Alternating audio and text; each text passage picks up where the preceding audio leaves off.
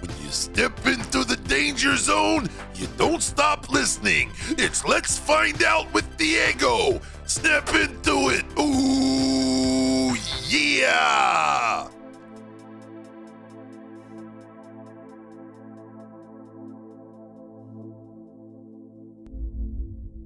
The borders of space and time have opened once again, and transmitting from the mountains of West Virginia, it's time once again for Let's Find Out with Diego.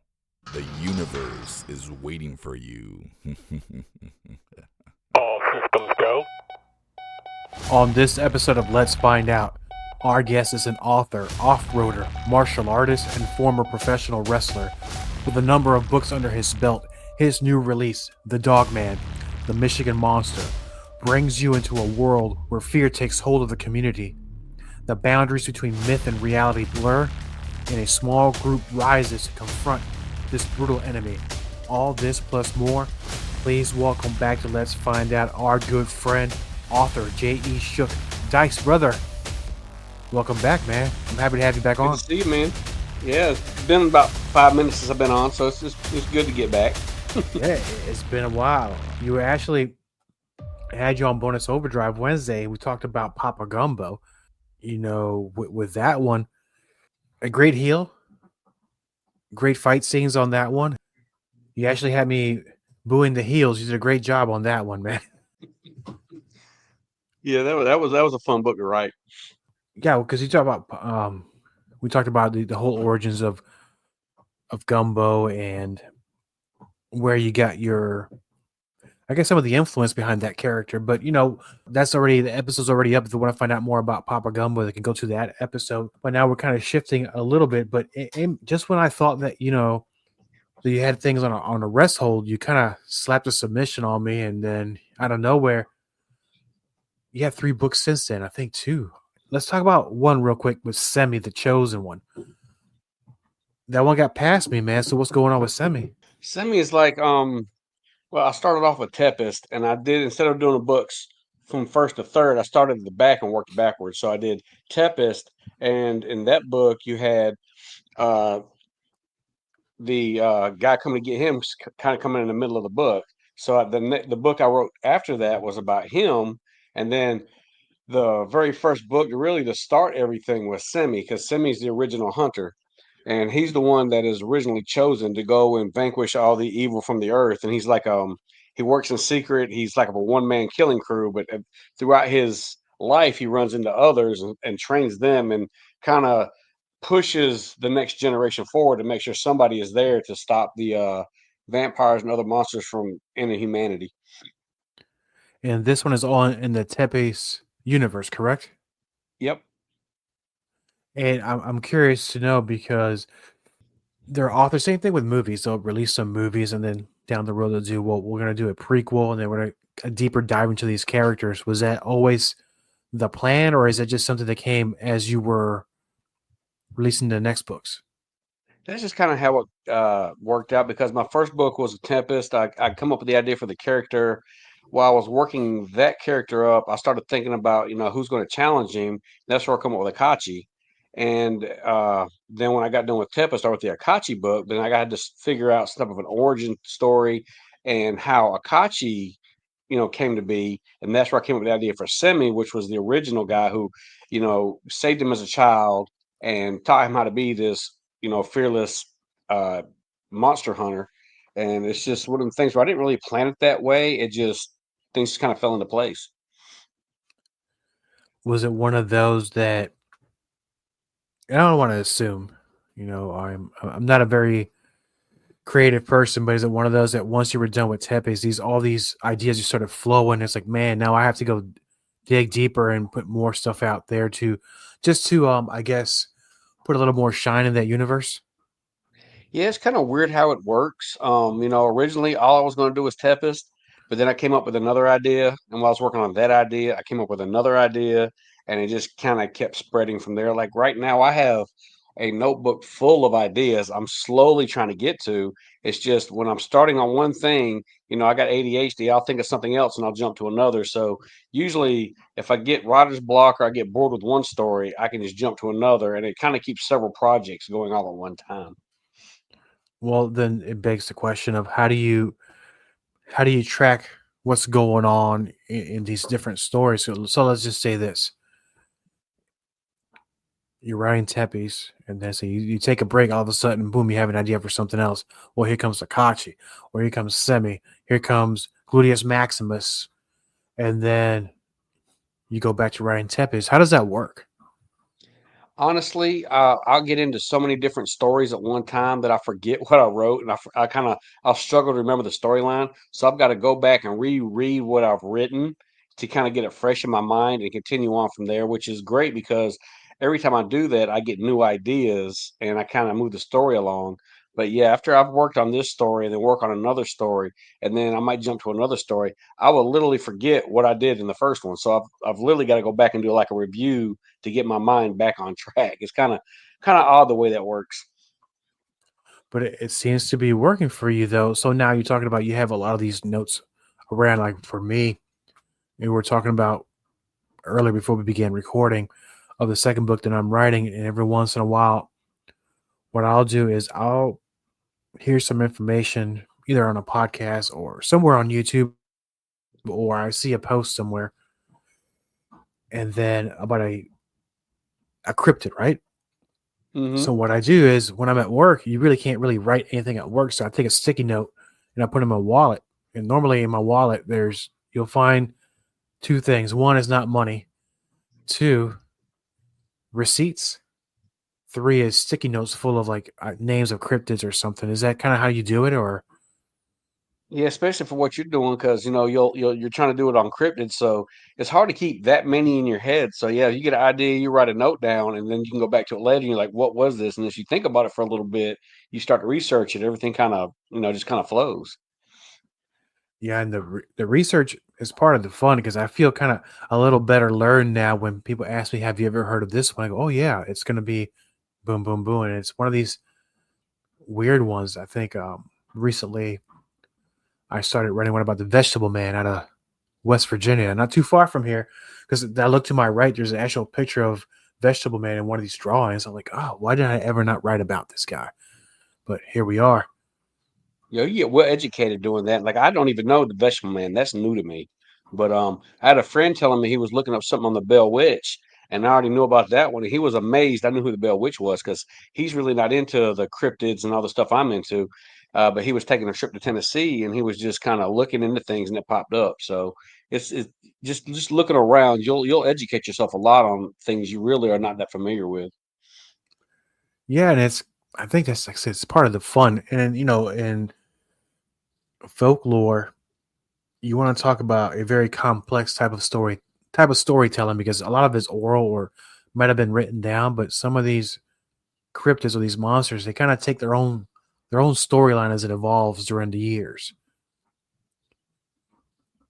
It kind of makes you wonder, we have our versions of the cryptids and the stories of today, but like, what was it like, say it's 1,000-year-old cryptid. What was it like a couple hundred years ago and a couple of years, how much has it actually changed from the original version of how that got started? It'd be kind of interesting to see is the modern day perspective even close to what the original theory or thought amongst that creature really was. Yeah, and I'm thinking it might have been a little more frightening back then. Well, so since we're in the topic of talking about cryptids and folklore, in North Carolina, which is where you're at, it's mostly known for a lot of paranormal things and also Bigfoot sightings of Bigfoot. But with Dogman, not so much. And I think that if I were to go through my notes, I was doing a little bit of research not long ago that in North Carolina, I think with a database where this organization it goes back to 1968.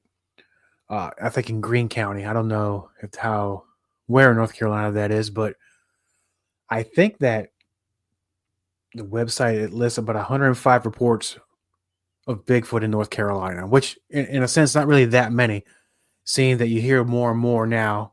But with Dogman, not so much because it seems to be a little more of a more common phenomenon. What brought you to what brought you to the table to talk about Dogman?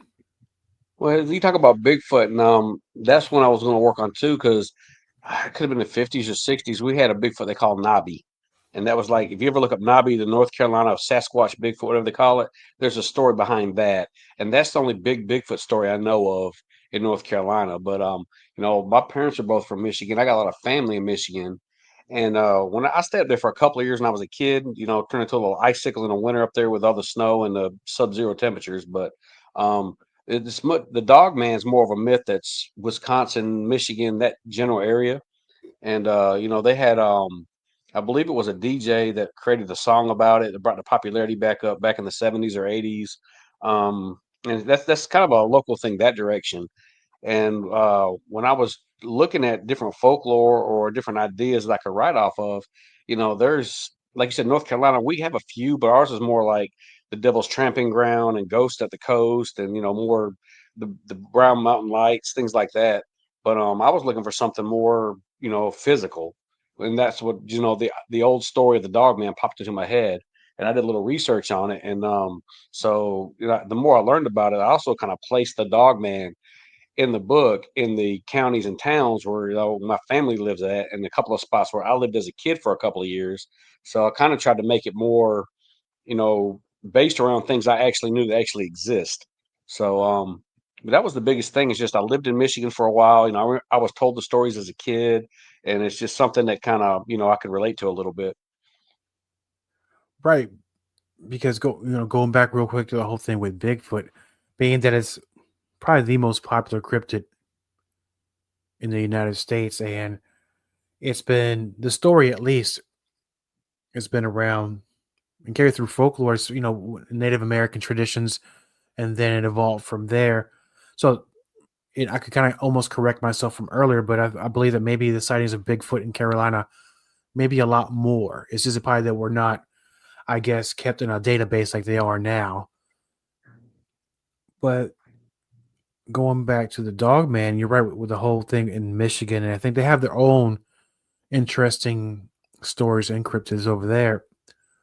But Dogman now a little more terrifying, I think, than a Bigfoot because it's supposedly a little more aggressive towards human. Yeah, a dog man is much more like a wild beast that wants to attack and fight and kill. Bigfoot is a big primate. Sometimes he's portrayed as being kind of humble, sometimes he's aggressive.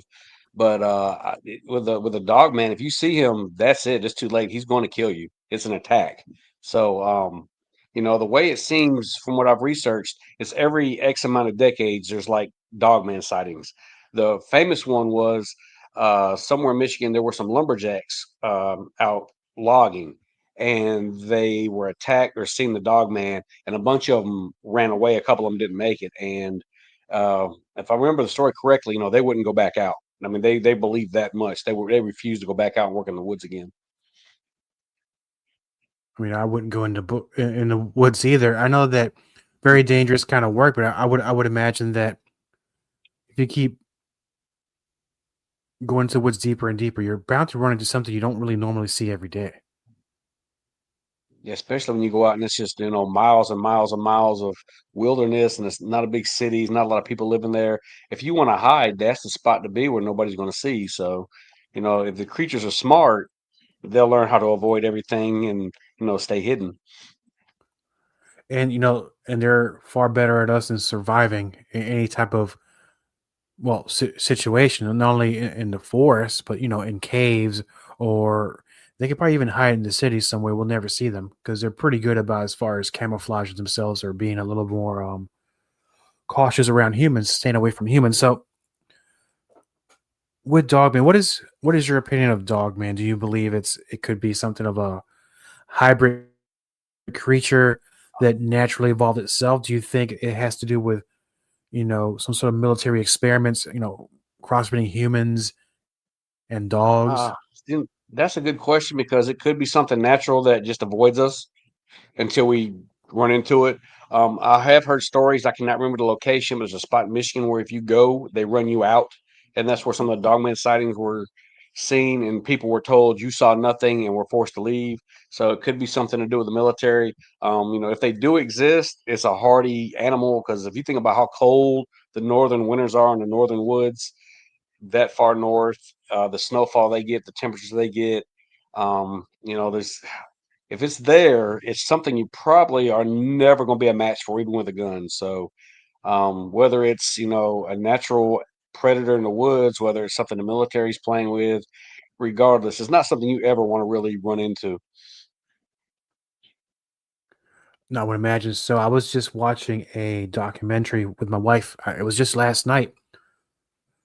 One, it takes place in World War One and one in World War Two.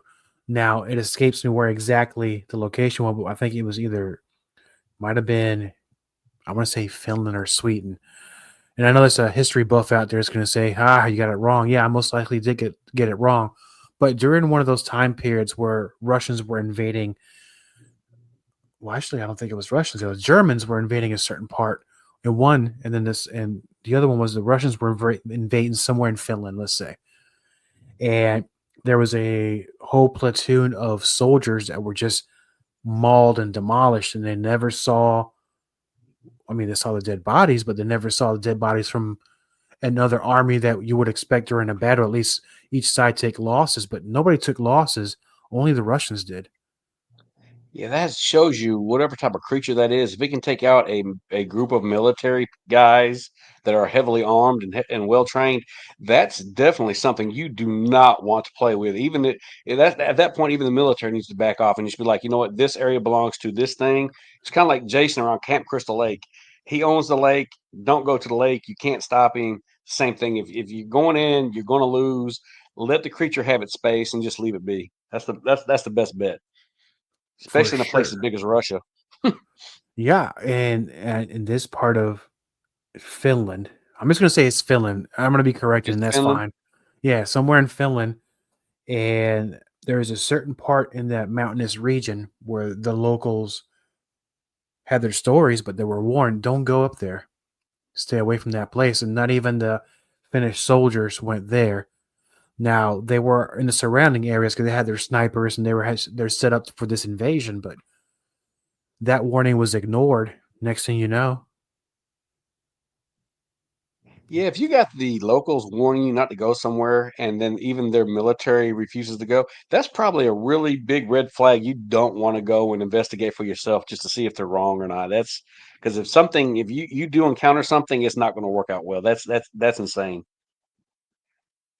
it is. And then the conditions these bodies were found, it was very interesting, man. But in your latest book, The Dogman, the Michigan Monster, what's going on in that story? Pretty much the dog man has become relative to a myth. People haven't seen it in decades.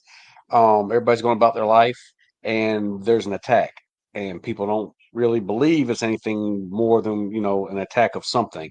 But as it goes through the book, people start to come on and realize we've got a serious problem, and the dog man is real, and he is going through this. You can call it his territory of several towns like Mecosta, Remus, Big Rapids, all through central Michigan, and he's kind of doing what he wants. So, and people have got to first accept that he's real and then try to figure out how they're going to deal with the problem. Today's a modern times and everybody thinks, based in science. And if there's anything that doesn't fit the mold in that, we kind of just blow it off and say that it's not real because we can't scientifically prove something. Well, what happens if something steps out of that mold we can't explain and it shows up? And in a way, that's something that I think could definitely happen, especially as we keep expanding to areas, building more homes and taking down more farms, expanding. I think we're going to run into something eventually that we never seen before, and it's going to freak a lot of us out. Oh, definitely, because any spot that any animal would hide or live peacefully in, we're removing. We're like around me. we bring in thousands of houses. I mean, where I live right now, when I first moved here, was out in the middle of nowhere in the country, and I've got subdivisions going around me. And they're saying by 2035, if people are not from North Carolina, they're not going to understand this, but they're saying we're like Cary Apex, which is a very big city. That's where everything's at, and there's thousands of people on top of thousands. That's what we're turning into very quickly. So, if you do that in an area that's been undisturbed forever, you're gonna wake something up, or upset something that doesn't want you there. So, especially in areas like, when I say Michigan, uh there's a lot of farmland, there's a lot of open land up there that's not if you've never been, and depending on where you go, if you go out into the country, there's a lot of open land with it's just woods. And if you start going in and trying to put a town and a city and raise the population, you might find out there's more there than what we believe. So, it's a interesting thought. And that just might be what we need, though, because the same thing's happening here. It's kind of like the tentacles of Northern Virginia and DC, and man, they're just building so many divisions around here, subdivisions, townhouses, single families. Well, starting at the 400s. Okay, so far, I'm not interested. Two, they're gonna shovel something, and something's gonna come out. I promise you, it's gonna. If not here, somewhere else. But I don't know. Yeah, that happens a lot. There's just so much building going on. There's so much growth. And every couple of years in North Carolina, like, they filled Raleigh. We have a place called the Triangle, and that place is almost full. So what they're doing is they're branching out to all the surrounding areas, and they're slowly making their way down to us. But every couple of years, you'll hear about construction workers, be digging, and all of a sudden start pulling bodies out of the ground. And usually it's like either a Revolutionary War or a Civil War pit, where they didn't give you proper burial. They dug a pit, threw all the dead soldiers in the ground, and covered them up with dirt, and then they're lost and forgotten. They found several of those while they were building, apartment complexes, businesses, roads. So, people were claiming they see all these ghost sightings and all this paranormal stuff.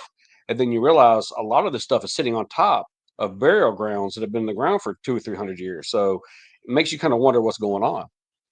Right. And this is a kind of like a worldwide phenomenon in a way, because it's been going on since, oh my gosh, long before we were born. We're talking back in the days of the Romans or the Greeks or even Spartans, because back then, even Egyptians, because if you look back, each civilization builds on top of the other one. And you don't know exactly. So I'll take it for instance, going back to the whole apartment complex thing.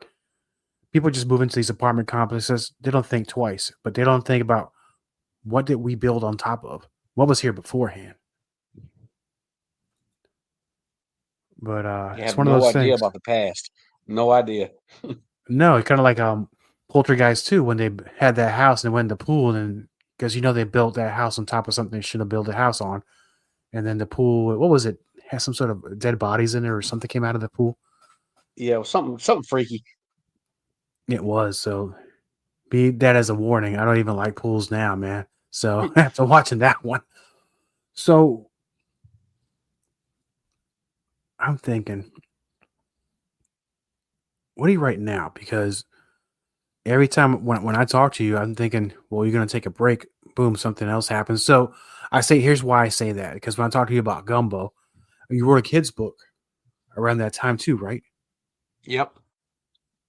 Yep, everyone picks their nose, and that was just a thing that kept popping off the top of my head, because we went on vacation with a family we're friends with, and the whole time we were down in Kissimmee, there was a little set of twins, 4-year-old twins, and their nose ran nonstop the whole time they were there, and kids just kind of touch and rub and being kids, and I'm sitting there looking at them, and it just dawned on me, I made a book, and I based it off of what I saw from just watching them, wipe their nose and pick their nose the whole time, because it's like, I don't know what it is about little kids, but it's like their nose never stopped running. It was kind of gross, but you get used to it. But it's like that's where the idea of everyone picks a nose comes from, because the kids just is like a faucet. It's true. I can't see I'd ever seen a kid without his nose running sometime or another, right? Yes, it's I don't have kids, but I've seen everybody else that does, and I'm like, yeah, you better keep napkins. Yes. Sometimes you see that one snot bubble. Ugh. Yeah, Yeah, I know. yeah, you It's do. yeah, man. So going back to Michigan Dog, man, something a little more adult instead of Yeah, talking about that kind of stuff. But no, and I'm glad you kind of wrote a kid's book because it seems like you had fun doing that. it was a lot of fun. It's, come with a bunch of different ideas. It's a simple, silly book, but it was fun coming up with the ideas for it. So now, have you ever had an experience with a cryptid? Um, Trying to think of a legitimate cryptid. I know I've ran in before they cut the woods down behind my house and start putting in houses. I ran into coyotes in the backyard, which I felt to me felt like a cryptid because I was taking a bunch of food out we'd got in cooking. I was going to just dump stuff out in the wood line, and I seen an outline of something growling at me, and I was like, "What is this?" It was a coyote back there munching on what I'd been throwing in the woods. But an actual cryptid. I've had a couple of paranormal type things happen, but I can't think of any actual cryptids that I've ever actually ran into. So I wish I had a good story for that, but I really don't. No, and that's all right because I think that happens less as compared to paranormal experiences. Yes, got to because I guess the paranormal can go where they want, where the cryptids are kind of in their own areas. You kind of gotta go to where they are to really have to deal with those guys.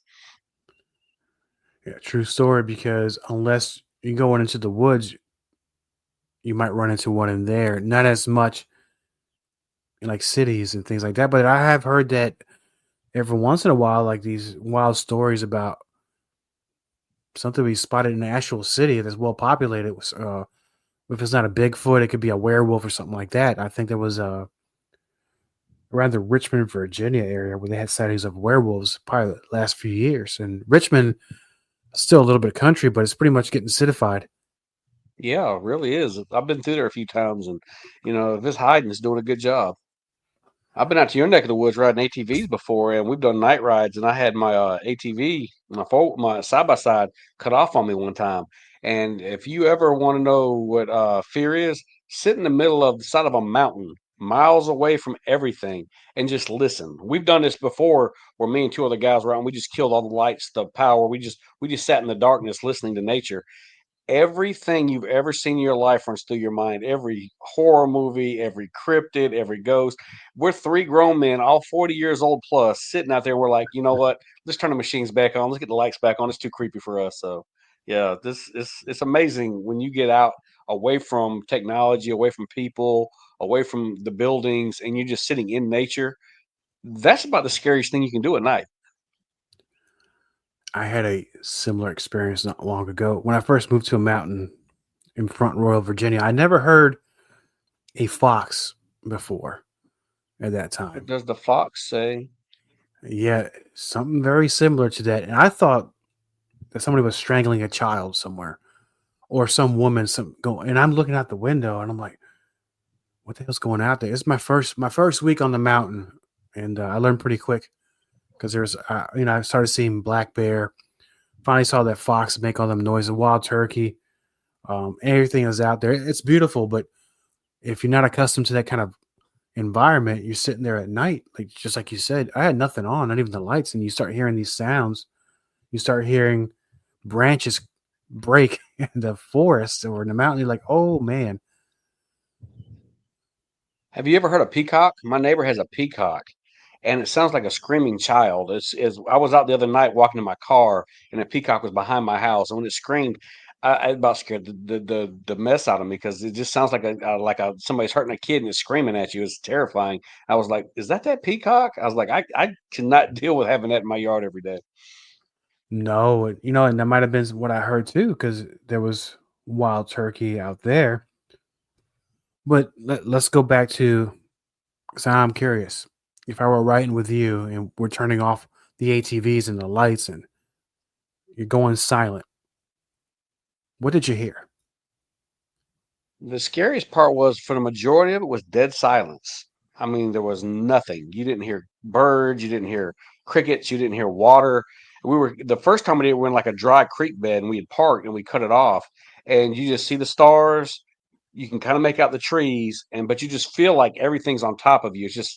then you'll hear an animal here or there. It's usually like a bird or something. But we sat there for a couple of minutes with the lights off, and as relaxing as it should be, just the fact we're on the side of a mountain and you didn't hear anything, that was so creepy to me. As just, and I wasn't the only one. My buddies, they're we all got kind of sissified and decided we need to turn the lights back on real quick, and we kept riding. But the night my side by side decided to want to stop working, that was creepy because as they were pulling me out, we can't move very fast, and just as you're going through, you see shadows from the lights and stuff. And it's all very creepy, and it makes you feel like you're in a horror movie because you're waiting to see something pop out at you.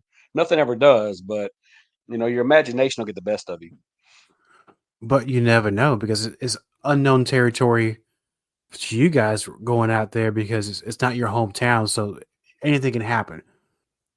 Being that you're experienced now with off-roading and going at night and all these things, what do you guys take with you in case you guys get in trouble? Usually, you got stuff to pull with. If you're smart, you have spare tires, but we don't. But we always just go with friends. Make sure you got enough people, so if something happens, you have somebody with you to help you. But really, we're minimalists because we don't plan on staying out too late or going out way too far. But we might go out and ride 20 miles. So if something happens and you're out there, you're out there. So it's we just don't go alone. That way, if you need a ride back or somebody's got to pull you or an emergency happens, you do have somebody with you. But if we were smaller, we'd probably take a medical supply kit with us and a few other things. But for the most part, we just get out and ride. Wow, you just braving the wild. No firearms, no flares. No, that's a really good idea. We should have probably both because we could be out there and all of a sudden there's a bear or something out there. But so far, we haven't had that issue. But if it ever did happen, I don't even want to think about it. No, hopefully you'll be well prepared. So, who do you go with? Because I'm going to ask you if you're going there with Crash. He's gone one time. He went last year with us. We do a boys trip every March. In March of 2024, he went and he rode with another guy. Did you ever meet Rambunctious Bobby Brunette or Razor Gas's his two gimmicks? If I saw a picture of him, did he wrestle for Cat? He may have. I don't know. He was everywhere. He was good friends with the Hardy Boys. He wrestled a lot, but he went with him and he has fun when he rides. And I think he scared Crash to death, but I'm trying to get Crash to go back out with us. He had a good time. It's just finding the time and the money and spots to ride. It'd be a little difficult getting everybody together. Yeah, but you're hauling all these things with you, right? Yeah, we got everything with us. We go, we take everything with us. Like I used to have a 4-wheeler. I got a side by side now, and I'll load everything I can on it, and we just take off. That's awesome. I'm kind of jealous of you because every time I see you, you got all these pictures. You're out there having fun. You're going to concerts. You're living life, man. You're writing your books. We're trying. It looks more like it looks better than it is, but we have a good time. Oh no, I can tell. We're still young, man. We still got a lot of good years. We're gonna do more. Oh yeah, like I just went to the AC/DC concert Friday in Tampa, and that was a phenomenal concert. If anybody's never been, that's the concert to go to. That place was sold out and it was loud. And if you guys haven't had a chance to go out and ride or get in nature and get away from things, that's the best place to be. You want to get rid of your problems, go find nature. And then with finding nature, you normally go in West Virginia. Are you doing them any other state? Yeah, Kentucky, West Virginia, Tennessee. Those are the main spots. We've done Alabama, we've done Georgia. I'm in North Carolina. Our parks really aren't that great, but we find spots. You're begging for a Bigfoot encounter, man. If it ever happens, it'll be amazing because I'm like, this is too good to be true. I've got to get pictures. I've got to be able to record this. I'm like, hopefully it won't be grainy footage. I'm like, that would be a dream come true as long as it doesn't become a nightmare. Man, you got a GoPro. I guarantee you that son of a bitch is still going to be blurry. It will be. I'll be 3 feet from and take a picture and it'll be blurry as can be. I know. But, and that might just be in all seriousness, that might just be something they have where they can manipulate something like that. That some sort of, I'll call it, for lack of a better term, a superpower of sorts where you can't really film it because it might radiate something that kind of messes with the cameras or electronics. It could, because I'm actually working on a Bigfoot book, but it's slow going. and I'm just calling it Nobby because that's the North Carolina Bigfoot. You said what books I'm working on? God, I'm working on one about Bigfoot. Working on one about it's like a buddy cop thing, kind of like not kind of like Lethal Weapon, but it's different. Let me think of the ones I've been working on. I got another one that's about people in a Japanese prison camp during World War II. Because everybody thinks of World War II, they think of Hitler, they think of the Nazis and all the terrors they did, but people don't realize the Japanese were actually worse. I mean, Hitler killed 6 million people. That's terrible. But the Japanese actually killed like 20 million people. So, this is more about guys trying to get away from the Japanese during World War II, which again, it's going to take me forever to write that book because that's a lot of research. But I get different ideas and I just work on different stories, and it takes forever to get them written, but they slowly come together. It's been, from what I've seen, the books that I have of yours are usually pretty short, and it's kind of cool being short books because you fit it all in there within 100 pages. This Michigan Monster is a little bit longer. Is that the longest book you've written? Yeah, it is. I want to say that when I had it on the computer, it was about 300 pages, but when my publisher got done, it was closer to 4. So it's a much thicker book. The other ones were more short stories. This is like a full out novel size book. If you really like reading, it'll take some of your time up. Well, that's good. I love reading your work. I think I was the first one to download it. I want to say I was. I would guess and say probably. I always support your work. I love what you do. Now, for the listeners, let's find out. They want to learn more about your books, where they can get them, especially the Dogman, the Michigan Monster, which is published by Zombie Media. Where can they find out? You can go to zombiemedia.com. He's got all of my books plus everything that for all the authors he works with. All their books are on there. I think he's got some movies and stuff he does. He's got merchandise. So if anybody is interested in horror period, go to Zombie Media. They got a lot of good stuff. Another one is if you go to just go to Amazon Books, look up author J.E. Shook. All my books are on there. Those are the 2 easiest ways to get them. Most of them aren't that expensive. So if you like horror and you like to read, that's the 2 spots I would go.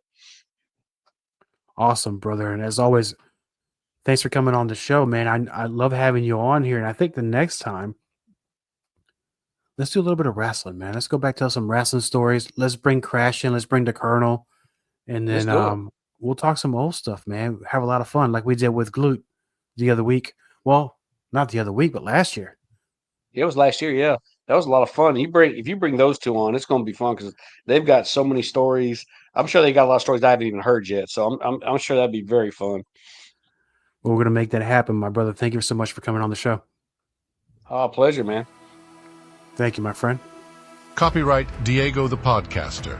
All content for Let's Find Out is the property of Diego the Podcaster and is served directly from our servers with no modification, redirects, or rehosting. All celebrity impersonators are paid performers. The impersonated celebrities do not endorse or promote any views or opinions expressed by our guests, Diego the Podcaster, or Let's Find Out. The information shared on Let's Find Out with Diego is provided on an as-is basis, with no guarantees of completeness, accuracy, usefulness, or timeliness.